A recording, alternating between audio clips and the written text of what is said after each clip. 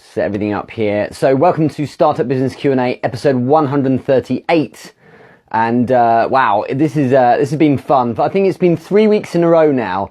I've offered a poll on what the subject should be, and 3 weeks in a row, Pattern Interrupt has been voted down on Instagram and also on Facebook as well, consistently. So no problem, we won't do it then. I might just do it anyway another time. I think the reason why probably we've ended up doing other topics is because they're probably more compelling as opposed to specifically because Pattern Interrupt's not interesting, but there we are. Tima Elhaj, hello from Melbourne. How are you? Heather Parody, amazing to see you here as well. Thanks for joining. Jay Oates to Sushi's watching from Singapore. James Perry is here too. Good to see you both. Thanks very much. Hello everyone listening on the podcast. Do you know what? I listened to my own podcast the other day. I really liked it actually. So if you haven't heard the podcast, then do check it out as soon as you can. I think it was really good fun. So here's what's going to happen. Also check this out. I want to see if this works out. We're going to try IGTV with the video. So what will happen is after this, we'll download the film from Facebook and it'll get uploaded into IGTV, because of course after 24 hours, an hour of wonderful messages and comments and you know, and all your questions gets deleted on Instagram. So it's kind of silly to lose that wonderful content, isn't it? Jake Jordan, nice to see you here. Anthony Barlow, good to see you here as well. Daniel Nunez is popped in too. So if you're watching right now, let's hear it for hashtag Team Live. Just stick in a comment, Team Live. Let us know that you're here. If you're watching the replay, then it's hashtag Team Replay. I'd love to hear or see rather who is watching a bit later on. And yeah, so we're talking about Value Ladder today, and of course we've had a lot of questions about this. I think it was a landslide on Instagram. I think it was like 1 vote for Pattern Interrupt, and everyone else was like, oh my god, Value Ladder without question. So that seemed to whet interest a lot. It was much more close on Facebook. But with the questions rolling in, if you have anything you'd like to ask, then do on value ladders, and we'll go from there. But there's been questions around things like, what is it to start with? So I will also cover that as well. I'm just whizzing through the usual admin, so I'm kind of talking as I'm doing here. Anyway, that will do. Let's crack on. So anyone who's watching right now, let me know where you're watching from, because I think people are all over the place. Russ Avery, who's just joined us on Facebook, I know you are in either Belgium or the Netherlands right now. Hey, from Amsterdam, so there you are. And Israel is over in New York City as well. So some news on New York City Entrepreneur Business Live. Next one will be in May, probably May 7th, and the irrepressible Mark Mitri will be there, as well as the marvelous Max Mirho as well. They're going to be both co-hosting with an additional guest as well. I'm trying to organize cameras here, sorry. So that'll be really good fun. Make sure you attend if you're in New York. Jake, good to see you from Texas, representing Central Time. And of course, on the subject of Entrepreneur Business Live, if you're around in London tomorrow, you should be nowhere but WeWork on number 15 Bishopsgate for Entrepreneur Business Live. We're talking about the importance of effective online networking there. So there will be Pelpina Trip streaming live from Amsterdam, actually, Russ, you should hook up. But also Jamie Searles, a director at a wonderful influencer agency. These guys are serious, called Brave Bison, so he'll be speaking there in person as well. And myself, I'll be talking about how to convert a target person into a connection in a way that always works on LinkedIn. I'll also be talking about how to convert a connection into a conversion into a call. So that will be exciting stuff, practical stuff for you guys. Let's get into it. So if you have a question on building a value ladder, then please ask it. I'm going to cycle together 2 right now. One from Falguni Katira. And by the way, shout out to you, Falguni. Thank you so much for showing up every week with a question. I really love that you do that. You've asked, hi Richard, could you please help us understand what a value ladder truly is, and if there is one single strategy that fits all or depends from business to business when it comes to the kind of value we provide? Is it only via content or by some other actions that a company can provide value to? Good question. And I'm adding in here, where is it?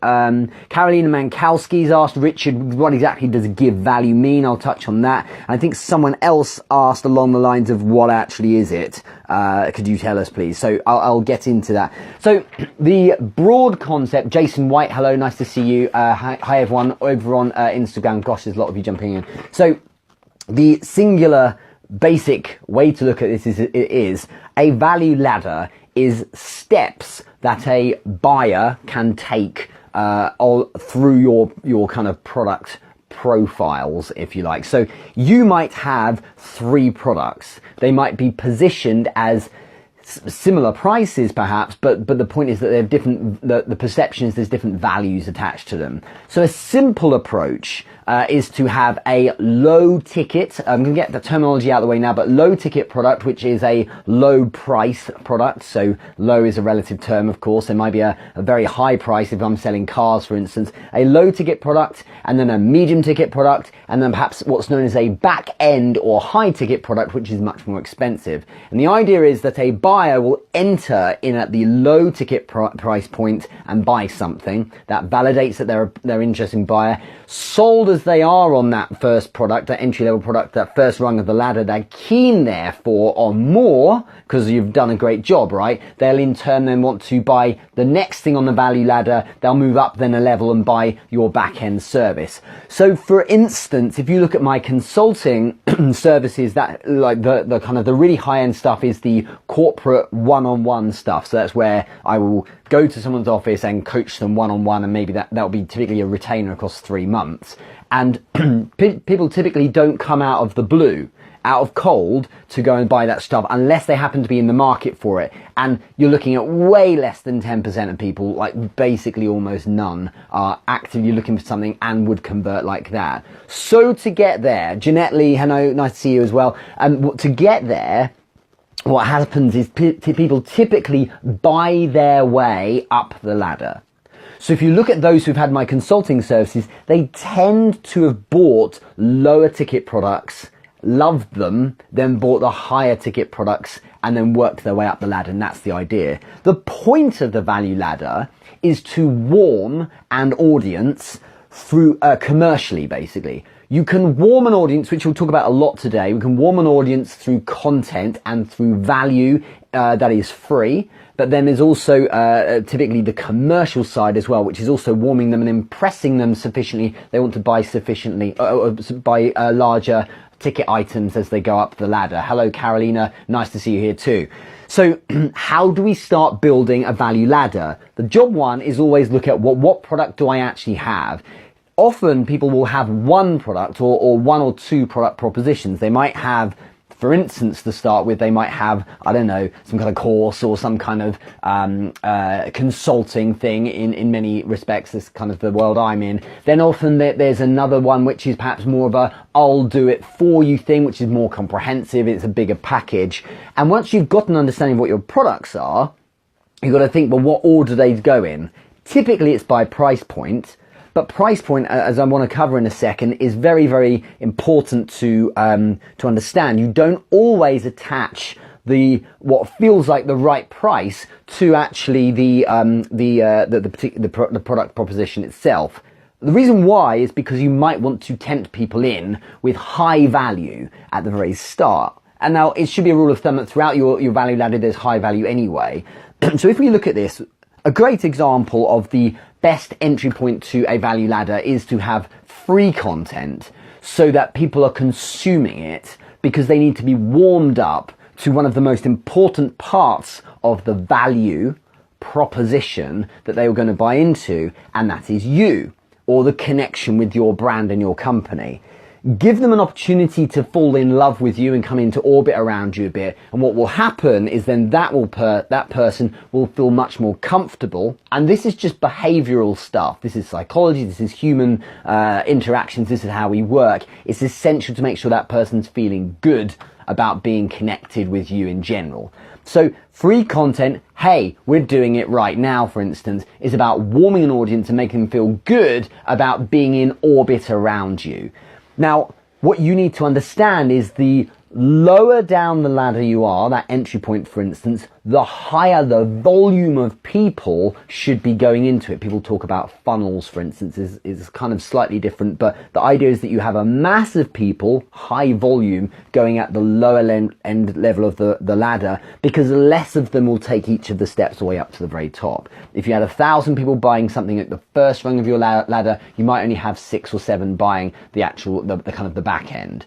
But the idea behind the entry level is to test the audience and essentially divide the masses that would consume anything for free into 2 essential parts, okay? One is people who follow you, engage with you, watch your stuff and so on.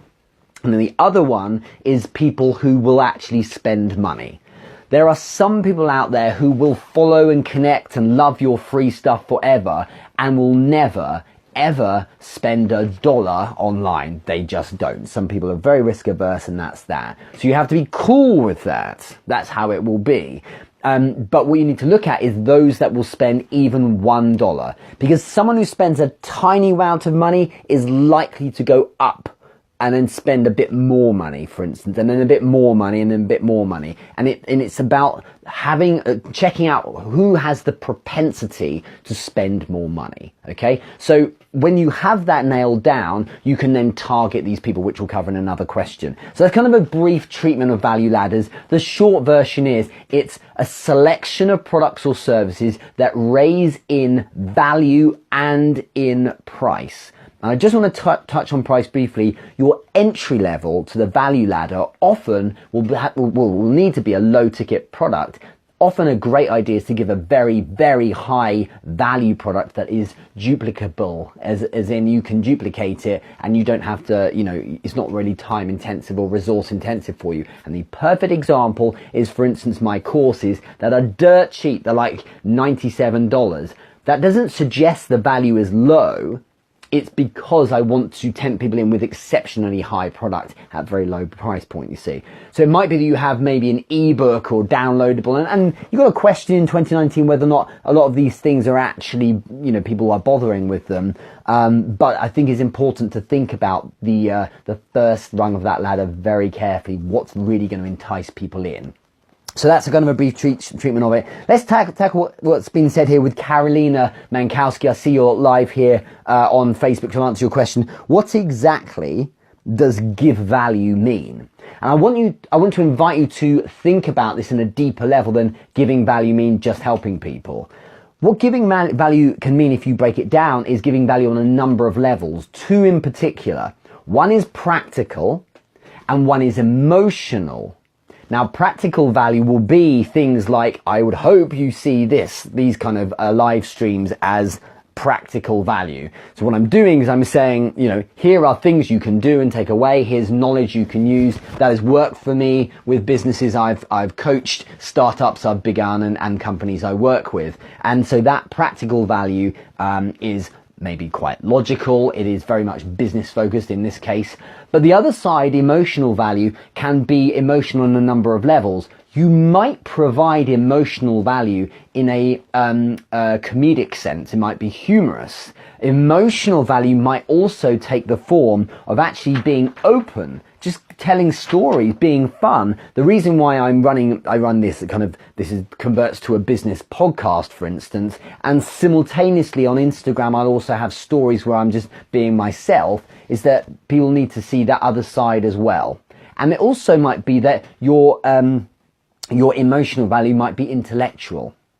This is something that people overlook. Your intellectual value might mean that you're stimulating people on a certain level.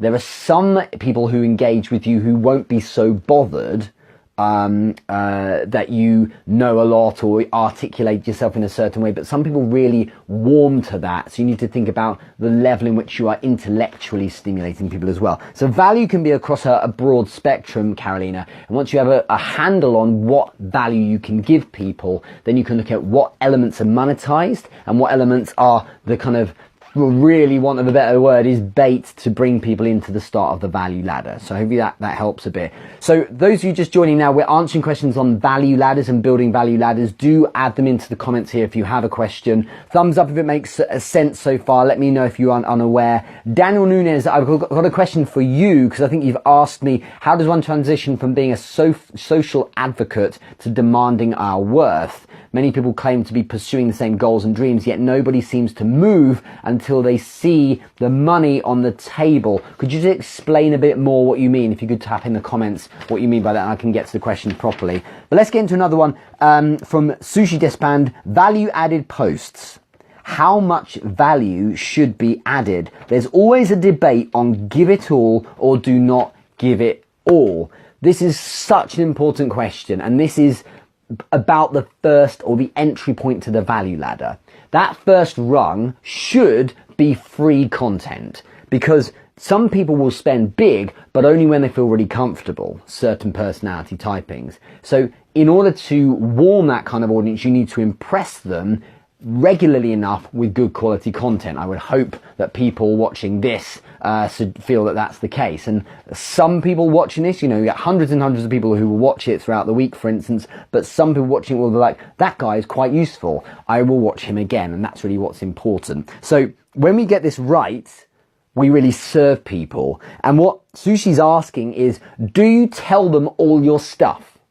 Hello, Chantel on Instagram. Nice to see you here too. Do you tell them all your stuff, or do you hold stuff back? Because, hey, they're not paying you, right? And this is one of the crazy things about this, is that people are getting selfish and they don't want to give anything out because they want money, but at the same time, they're not willing to kind of play the game a bit and actually give a bit first. Here's why it works to give people all your best stuff for free as well. So I don't hold anything back when I give answers to these questions. I tell people the answers to questions I would often tell a client, and I don't tend to hold too much back unless it requires a lot of technical depth, which we simply wouldn't have time for. The reason why people will buy, for instance, buy you as a consultant, retained for, a month, as opposed to spending time just consuming your free content, even if that free content covers all the stuff you package as a consultant, is very simple. It's you're selling them their time back. You're selling them the convenience.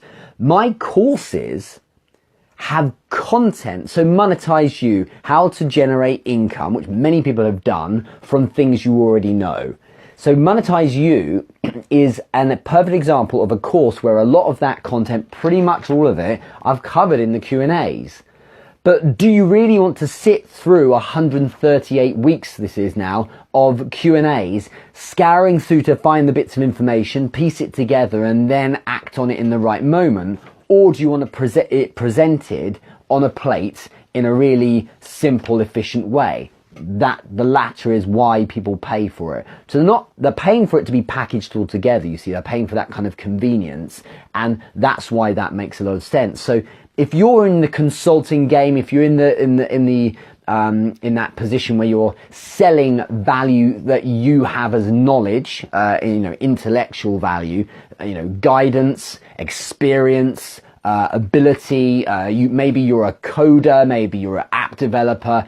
You could consult with someone and help with them with that as a product or as a service, but simultaneously you could also be providing content with just as high or greater level of depth of information as you would, of course, for a paid content. But the difference is that the paid one is packaged neatly so that person gets access to consume the information they need all in one place. That's why people are fine with doing it. And in a world where people hold back, it really pays to help and give everyone everything, because you'll never cover all the information you could probably give. People, when they buy your service, they tend to be buying you anyway, and the delivery of it one-on-one, and you helping their unique case. And so as a result, when you give the free content, it tends to be a little bit more generic by comparison, and so it actually doesn't matter so much. My strong recommendation is go crazy. Share it all. It doesn't matter too much. If there's some kind of a crazy secret sauce,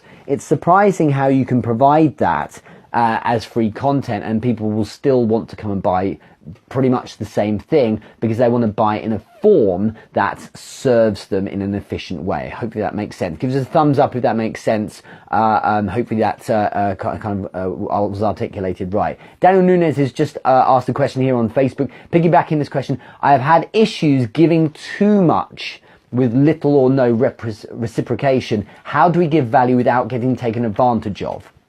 You don't. You are going to get taken advantage of. That's part of the game. I'll say it again. You don't try to not get taken advantage of. You are going to get taken advantage of.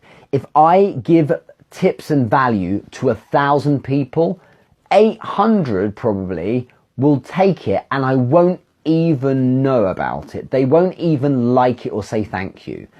For instance, the last post on LinkedIn, because I just checked it this morning, I didn't, it was yesterday, I think it's like 200 likes, 100 comments, massive engagement, over 6,000 views.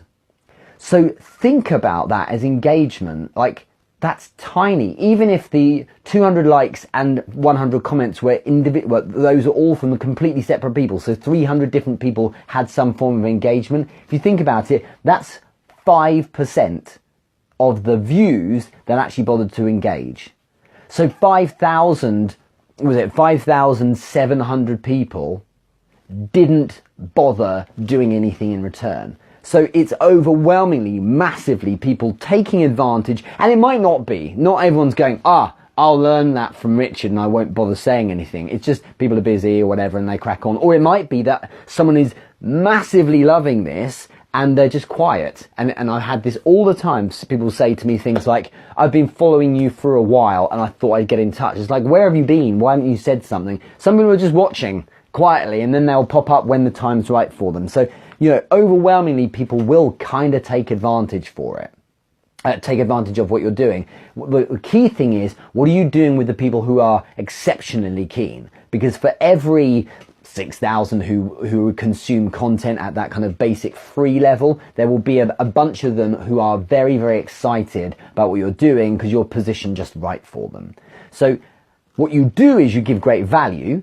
You expect you're going to get taken advantage of, but because of the scalability of working on social platforms, you wouldn't do this in the high street if there was no such thing as social media, because you'd only hit 30 people and none of them give you anything in return. You can do it online because thousands will watch.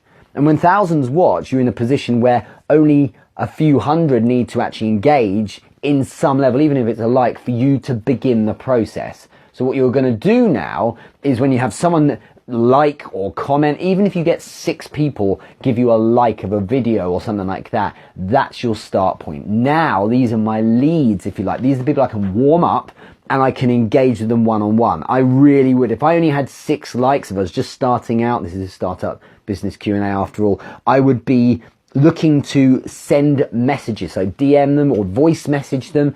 Thank you so much for the like, I really appreciate it. I saw you did this thing on your profile. I just saw your bit of content. I love how you said this. Start the dialogue. And what happens now is that person seeing a lot more intellectual value coming out of the, on top of the practical value. And by engaging with them this way, you're now validating their decision to be involved with you. Get this right, and now they'll start having a conversation, and some of them may then decide to lift up themselves up a level and go to the next step of your value ladder. That might be you offer them something for free, again, but it's something a little bit more kind of niche or focused. So it's like a cheat list or for tips on whatever it is you do. Or perhaps it's something like, you say to them, this is something I normally have as paid, but have this thing for free. Or, or it's like, here's the next thing I can offer you. And actually this explains how to do what we've been talking about a bit better. And it's only $10. It's starting that process. You don't go straight for the jugular, but you warm them up to the point where that happens. And so It doesn't matter that thousands may not be interested. You only need a few to start engaging, then you're away. And then of course it's a duplication process, as simple as that. So hopefully that helps, Daniel. That's the way I would look at this. David Amy is watching. Thank you very much for coming on here. I'm going to answer your question in a sec. Jake has added, these days people need two things mainly: convenience and personalization. People will pay for that. Quite right. And within personalization, I would say there's a lot of common sense required. And it's stunning how people will pay for common sense when it's got that personalization to it. A lot of what I say, I would hope you think, is fairly decent common sense, but when you apply it to a particular scenario, to a particular business or person, now it feels like it has that much more value, even if it's the same point of common sense, because it's associated with their thing. So you're absolutely right, and that's what people are keen on paying for. Thumbs up if this is making sense. Any questions on building value ladders, do let me know. And I want to shout out anyone who's coming to Entrepreneur Business Live in London tomorrow. I cannot wait. It's going to be great fun. And there's a load of fun new faces jumping in as well. So it should be a good laugh to be there. Carolina, yes, a lot of people just watch. I've had the same comments to me. It's fine. And it's not a loss. Let's get really clear here. That example I gave on LinkedIn. So if 5,700 people watch and nothing happens, that's helped the algorithm. That's helped, condition LinkedIn that this is decent content, so it should be sent to more people. By more people looking at it, even if I get nothing from them directly, they're helping that platform decide to send it out to more second connections, those I'm not connected with, for instance, or share it with greater depth into my network. Some people who don't bother to engage may well become advocates for me. They tell people about it. Someone said this on Instagram the other day. They're like, oh, I know this person really well that you've mentioned on your stories, Richard. I was the one who told him to connect with you. And I'm like, you just don't know what people are doing behind the scenes in your favor. At the very least, the fact they show up helps, pump up the visibility of your post. Let's go on to the next question. So David Amy, it's a lengthy one, but let's answer the question. Thank you for of course, writing one in. Richard, so this might be an annoying question for a marketer. Venu, nice to see you on here on Facebook as well. But I noticed when I get caught in people's quote unquote value ladder, they're taking me through a series of emails or process to lead me to next steps of upsell, cross-sell, membership platforms, etc. Honestly, lately I found that with all the internet entrepreneurs, all this constant engagement actually fatigues me from a user perspective. And I get tired of being spammed. So for example, I read a person's book and I registered on that person's website, but ever since I signed up, I get mobbed with emails and correspondence several times a day, basically an obnoxious value ladder. This turns me off when I get mobbed or spammed consistently, as well it might. So let's hold that thought because it's a very valuable point. So I guess my question is, how do you create a value ladder without overdosing your customer? As in, keep them engaged, keeping their attention, but not creating fatigue from being in their face and spamming them. It seems like a lot of internet marketers are doing that nowadays. It's a really relevant question. The reason why it's a really relevant question is if you go back to, say, 2016. 2016 was a very, very interesting year. The reason why was because things like ClickFunnels and the internet marketing game was going crazy. 2016 was a year, I think, was really a golden year for people doing the internet marketing funnel where you land, it's a landing, but like a sales landing page where it's like, here's my rags to rich story. People might remember from the year before, 2015 was the Here in My Garage Tai Lopez approach, where he's taking you through that initial ladder and the YouTube videos that went crazy, and all of that style of internet and online marketers from what we call entrepreneurs is a thing that I feel in 2016, like midpoint later in 2016, it was everyone jumping in there and doing it. And the market for it was strong. But of course, as the saying goes, marketers ruin everything. So what happens is because something works, it gets done to death. And it's not the same always, even though they're using techniques that affect humans and people respond in certain ways. The reality is, over time, the results are, it was a sense of diminishing returns. Why is this? It's because whilst people are the same, our experiences are different. And what that means is that we are conditioned over time to get used to what this stuff means. The best example of this is when I'm watching TV with my daughters, who are 6 and 3, and an advert comes on. It's like, because they've not seen many adverts in their time, they see something maybe new, they fall for it all. They fall for the flashing lights, they fall for the fun music, they fall for the anchoring in the little jingle at the end, they fall for the positioning of the product and how it's delivered to them, they fall for it all, the smiles, the emotion of the children in the advert, all of it. Whereas of course my wife and I just roll our eyes because we've seen it all before, and we know we're off making a cup of tea because it's just an advert. And the point is that if you're conditioned against something, you're conditioned to be used to it, you see the bullshit after a while. And the reason why this is such an important question, David, is because in 2019, you cannot do it the same way as you did it 2-3 years ago, because most people are kind of getting conditioned, well, not most, but a strong number of people are getting conditioned against it. Will it work if you use ClickFunnels and use the basic template of, Funnel 101 template where, it's the same old usual stuff, see how I generated this much specific amount of money through doing this consulting thing? Of course it can work, but with less and less people over time. We get smashed with this stuff all day long, so we're very conditioned against it. So what this means is you have to say to yourself, if this bores me and pisses me off, then where are the nuances I need to look at? Where are the points where I have to say to myself, how do I not create the roll the eyes factor? How do I create a situation where someone who is engaging in my value ladder, who is engaging my value, and who's being retargeted with more ads, for instance, isn't going to get bored with it? This is why it gets harder over time, is because you can't use the same approach when people are going to get more and more fatigued by it. So this is absolutely huge. What we need to be thinking is, what does the user journey look like?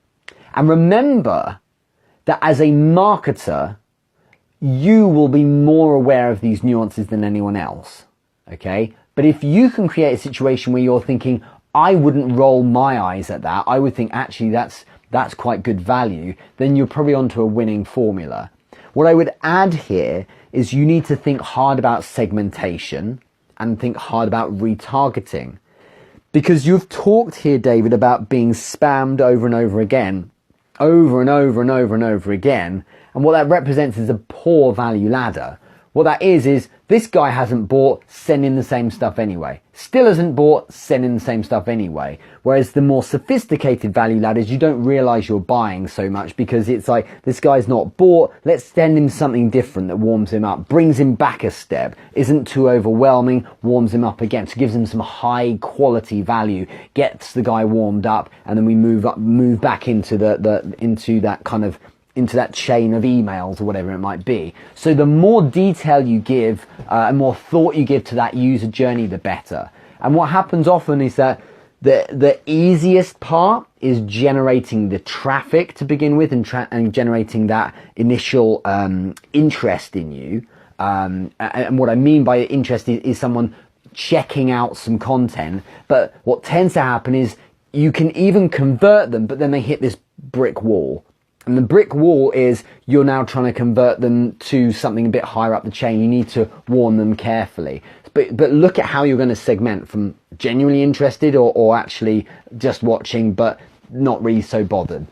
That's a really important way to look at it. And we could go on all night about that, but I think it's really essential. Map back from a great reputation in front of those people, and what would that need to look like? Just want to shout out to the people here. Israel over in NYC, nice to see you here. Thank you very much, Vanu, for the comments. Jake Jordan, it's a pleasure to have you here, my man. I think you're in the UK in the coming weeks, so let me know when you are. It's very, very tight, but I'd love to catch up with you. Katie Wallace, Hark's amazing to see you here. Thank you. Lila is here too, one of my favourite people. There's quite a few people there. Lila, I'm wearing socks today. There you are. Party at Rich's place, quite right.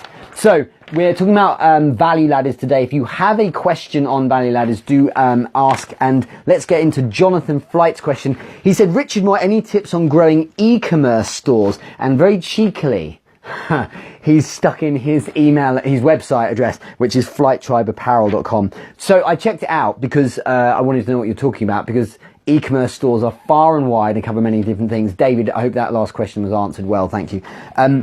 You do clothing in short. And I think what we need to think about is the value ladder has to bear in mind how or why someone might buy.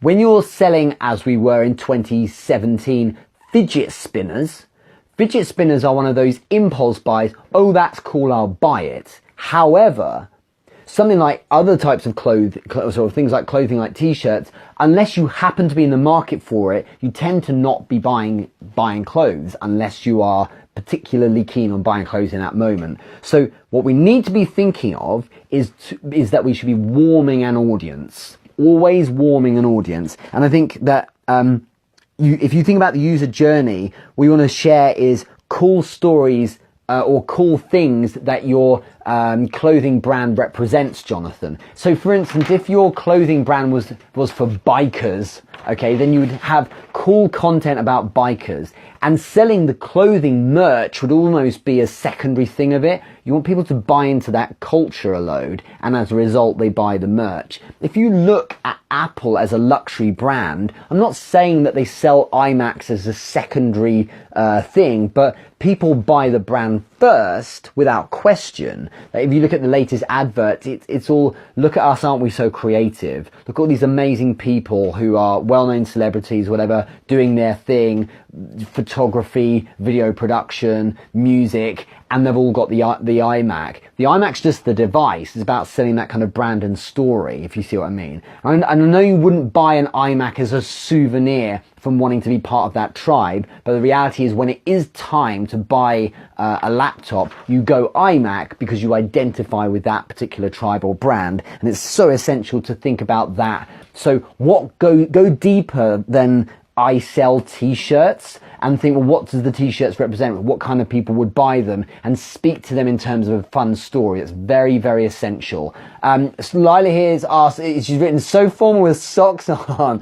Hey, it's the UK. Socks go on all the time. Very rare they come off. I was only, just the in-joke was the other day, I think, or I won't cover it. I think we're talking, there was a sustainability live show on Instagram with Katie Wallace here, and also Russ Avery, who was watching over on Facebook, and they were talking for some reason about not wearing many clothes, and I was not wearing socks because I was painting my bedroom at the time.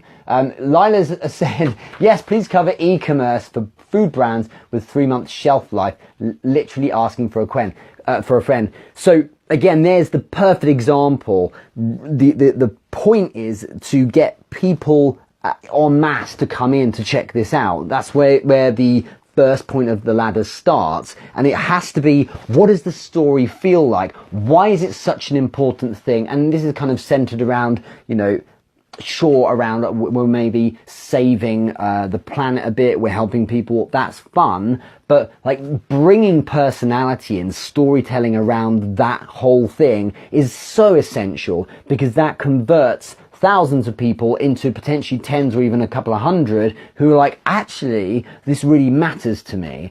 And the perfect example of this kind of thing is where you go to websites nowadays that aren't functionally for buying stuff only. They are content platforms as well. And that's why we all have blogs and things like that. But if you think about it, if this becomes a hub, in this case, Lila, if your website becomes a hub for food brands, sure, it helps with your search engine rankings and so on, but people gravitate to it, and you become a central focus point for them.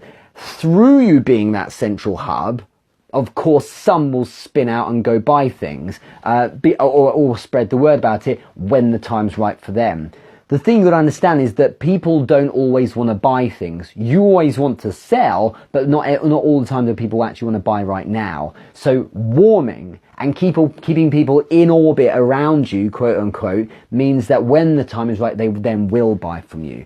That's why content's essential. That's why that first or entry level rung of the ladder is everything. Because what happens, and I've seen it so many times with my stuff, is that people are there simmering away, showing up every day, loving your stuff, and then when the time's right, they launch their business or whatever, they buy a course, then there's the consulting call with me, and then we're doing full-on retainer and we're away, and that might take 2 years, but it all starts with creating a reason for them to stay in orbit around you.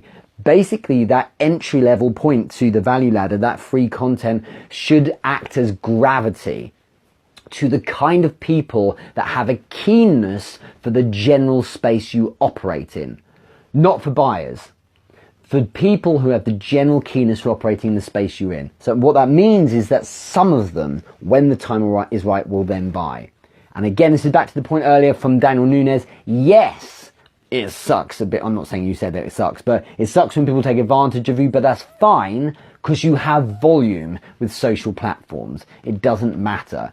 Instagram is one of the biggest surprises for me. I started on it, I think 2015, 2016, and it's getting on for 30,000 followers, and it's stunning how, I'll do stories and sometimes you get 2,000 people look at a story. It's crazy. And you think, really? And sometimes people are just mute and nothing's happening. And then you get something like a corporate says, hey, I've been watching you for a while. You're perfect for this. Can you do this thing? I was doing a campaign with Mercedes, a new Mercedes-Benz last year. It was amazing. And that just came out of Instagram. And it's because they're showing, I'm providing a gravity and people are wanting to be part of, I'm providing a hub for interesting information around a particular thing, which is another story, but it goes to that thing of pure signal. Constantly produce this information and content, because in an age where you can decide,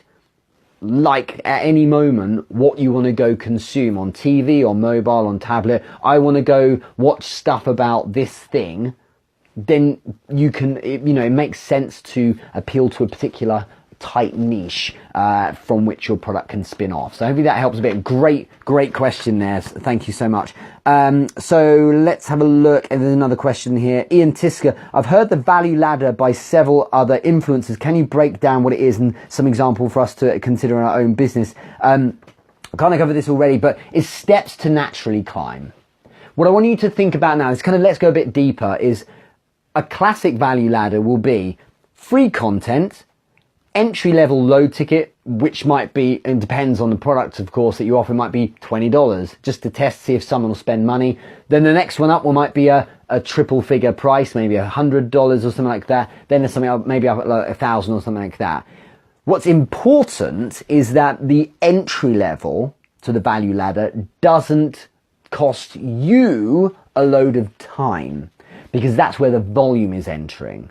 That's why the free content goes out live across a load of platforms at the same time. Think about it. This is going to be on, this is on Facebook as a live, Instagram as a live, IGTV. It will also be repurposed for a LinkedIn video. Eventually I'll get LinkedIn video, but a LinkedIn live, but that'll probably be later next year or something because I'm in the UK. It'll be on YouTube. It'll be on a podcast as well. And there'll probably be an IG story too. So all of that is a lot of work, is a lot of content, but from one moment. And it doesn't have to take lots of my time. My time isn't spent mostly with the free stuff. Contrary to what people think, I'm not on social media all the time. I'm actually focused on the back end, because that's where the money is and that's where the time is required. People are buying richer more. So for instance, tomorrow before my event in the evening, I'm consulting all day with a company near wonderful Borough Market by the Shard. It'd be beautiful to be there. And what will happen is that they have my undivided attention. It is one-on-one in some of those sessions, but it's very, very focused on It's very time intensive. I cannot be doing other stuff as well. I have to be just doing that. So that's the higher ticket product. Now, you may choose to have more steps to the ladder. Why would you do this? The reason why is because of two factors. One, some people don't spend more than, say, $100 at a time. Some people are scared of spending thousands of dollars online, but will simultaneously be cool with spending, $100 here, $100 there. So for instance, I have a basics of sales course, I have a LinkedIn basics course, and I have the Monetize You course, and they're kind of around the same price point between $100 and $150. So what happens is people who buy one, they tend to eventually buy the other two as well. And that's for those that wouldn't spend much more. So if you think about the value ladder, at that step, there's actually 3 steps on the same level, because it might be that someone is willing to spend $100 but doesn't dig LinkedIn, okay? But they do need Monetize You, so they go and get that instead. So I'm not trying to be all things to all people, but what I am trying to do is make sure that I'm providing product on that first level that can appeal to a wider audience still within my niche. Okay, so I'm niching down a little bit, and there'll be more courses as we go. Then the next level up might be different types of consulting or other types of product, but they are designed for different types of scenarios and are priced accordingly. Do you see what I mean? So you will add other kind of steps to the value ladder, because it might be that someone's not going to buy that step, but they'll buy at that price point if you put a slightly different product in at that step. The other reason why you have multiple steps on your ladder is simple. It allows you to ramp up more generally. If I have $1 ebook download, no one reads ebooks, by the way. An audiobook maybe, but when was the last time you downloaded a 50-page PDF and actually read it? No one does that anymore, so to kind of catch up a bit. But whatever the $1 thing is, or $10, whatever. So that first value ladder point. The next level one might be $50 or $100, and then the next one up might be $500, and it might be like a $2,000 back end. Now, the reason why you'd have more products and more steps is that while some people might not jump from $100 to $500, if you put something in at, say, $250, they'll buy that one. So you want to fill out all those rungs, because some people will work their way up, you see, and that's another way of, obviously, a lot of that kind of front end should be as automated as possible.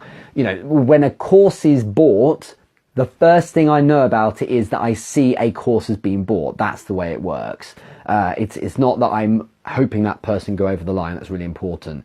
So hopefully that explains a bit better. Really good question, Ian. Really, really good to do that. Let's Jonathan Flight, you just joined us. I'd answered your question already, so you have to watch the replay, my man. Sorry about that. Daniel Nunes, maybe we can do a session on building communities on IG and LinkedIn next week. Yeah, we can throw that in as a vote on the poll. Caroline has added, oh shit, I was thinking of writing a small ebook. Well, an ebook as a value ladder magnet can work.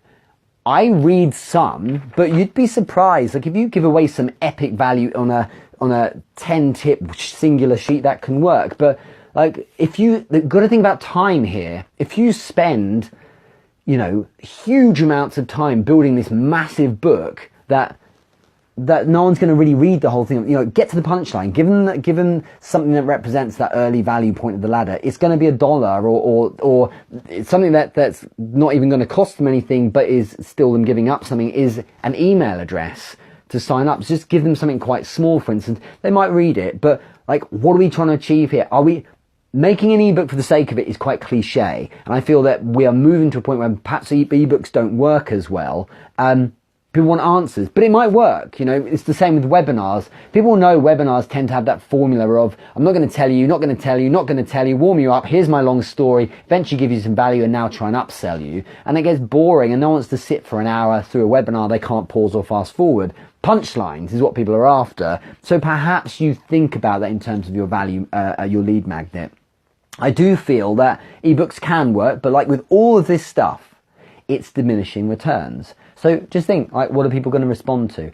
I think you should be stacking in lots of different things at the entry point to your value ladder. So very low ticket products have plenty of things in it. It's a really important thing to do. Let's have a look at some of the comments on Instagram. Something about socks from Lina still. How important is a business owner's personal brand to the success of a new e-commerce business to B2C brand? Well, look, B2C means you really need to leverage the personal brand a lot, and it is about multiple, regular, high-frequency touch points. Because what we're after here, when you're building your personal brand, is familiarity. As long as people see you enough, sure, you'll be divisive always. People will think you're an idiot. Some people won't like you. The guy who, there's I think it's 3 cases now recently in the news of people being cured of HIV, which is huge news. It's pretty much the best news of 2019 so far. These 3 people being cured of HIV. Like, my point here is that even the person who developed that cure, some people won't like him or her. That's just how life is. So don't worry about that. But the point is that there will be some people that won't like you, but there will be some people who dig you. You need to give them the best possible opportunity to really fall in love with you and come into orbit around your stuff. That's why people talk about being authentic. Don't overthink being authentic. Just get on with being, like, just doing it. You know, I don't posture or front. I'm not pretending to be anywhere in particular. I'm not hiring a Lamborghini for the day and standing next to it in order to do this and position myself. I'm just talking because what I want is people to respond positively to me if they dig the value I give on an intellectual level. But I'm doing this regularly enough that I warm people up and keep them warm. You need to be top of feed, and you need to be regularly furnishing people with quality content that provides strong value about what you do. Otherwise, sporadically showing up once a week isn't going to cut it, because find the algorithm and stuff like that, but more importantly, that person doesn't get the opportunity to kind of get to know you enough. And that familiarity thing is the game, because ultimately you move to a place where that person trusts you. And then trust means they will move to a place where they think, I just love this guy's stuff. I'm going to put, you know what? I saw Lila's website. I'm going to put my email address in there, and I'm going to sign up to her thing or whatever. I'm going to get her newsletter.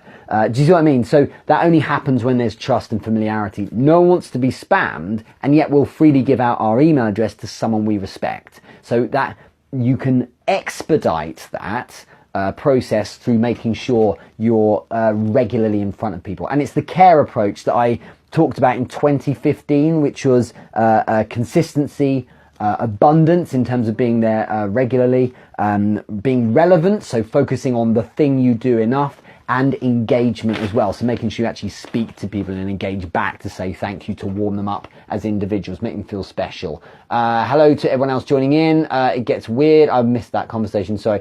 Welcome to the Dallas party. Do people still use websites as a hub? It's interesting, this.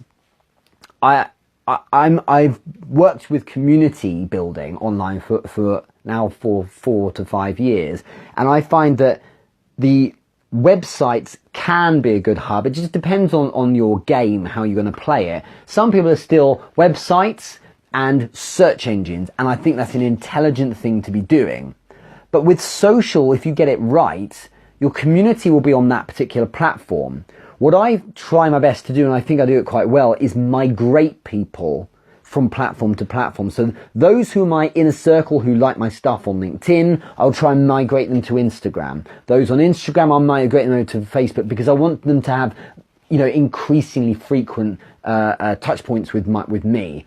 And that's not because there's an ulterior motive of ultimately trying to sell everyone, because I get that will never happen. That's fine. It's because ultimately, if people dig me enough, they will keep watching, or they will tell people, or they'll share, or, I might just bring them intellectual value and improve their day. And that makes me feel good in and of itself as well. It's not always about trying to convert to a sale literally every time, because that's the ridiculous life to focus on. But I think if you can constantly put information in front of people, that helps. And what I do is I leave breadcrumbs or a bread trail, Lila, from those places, from those communities to my website. So what happens is, if you look at LinkedIn, for instance, the free content takes people to the profile, which naturally filters people through to the website, as opposed to going hard on website optimization. If I'm going to go hard on anything, is on the social thing.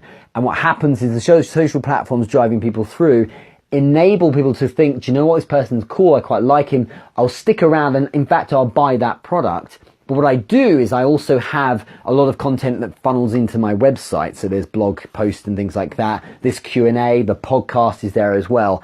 And more importantly, the consumption of my products takes place on the website. So those courses aren't on a mini site, they're within my website, because that keeps people on it.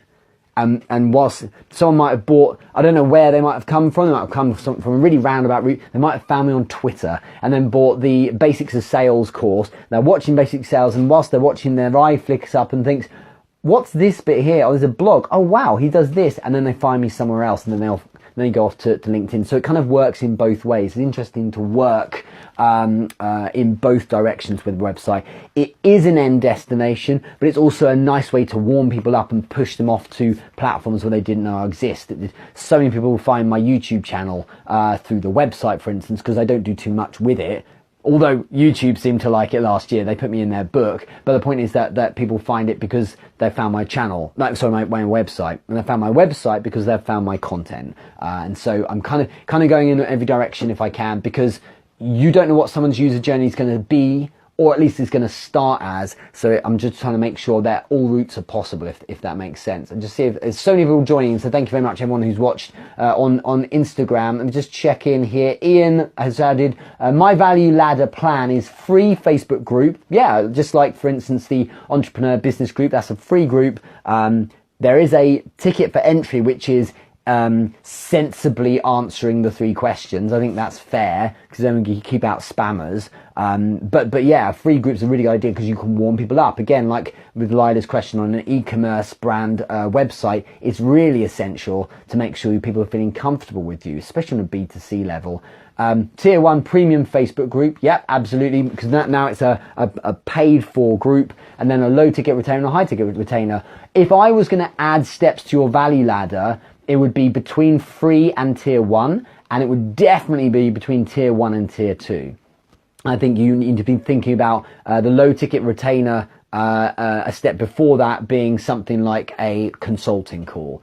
And the first consulting calls I did were only like $100, and that was a very straightforward thing to convert with people, and that sits really neatly in there, and that's of course an opportunity not just to give great value, but then to maybe convert further up your value ladder as well.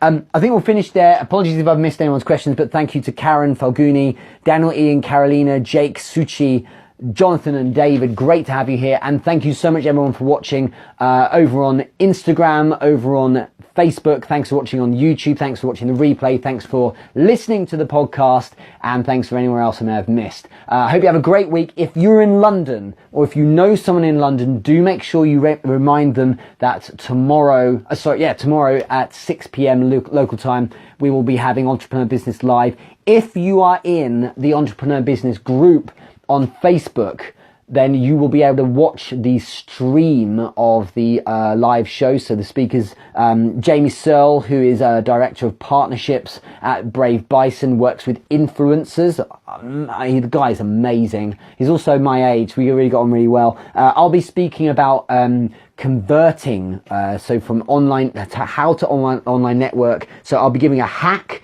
for finding really interesting people within companies, how to connect, which almost never fails, and then how to convert the connections. This is LinkedIn as an example, but how to convert the connections into the next step. So that might be buying something or a meeting, for instance. And of course, Pelpina Tripp will stream from the Netherlands, and she will be talking about leveraging video in your online networking as well. So we'll be streaming all of that to the group. Thank you so much everyone for watching, and I'll see you all very soon. Having a marvelous week.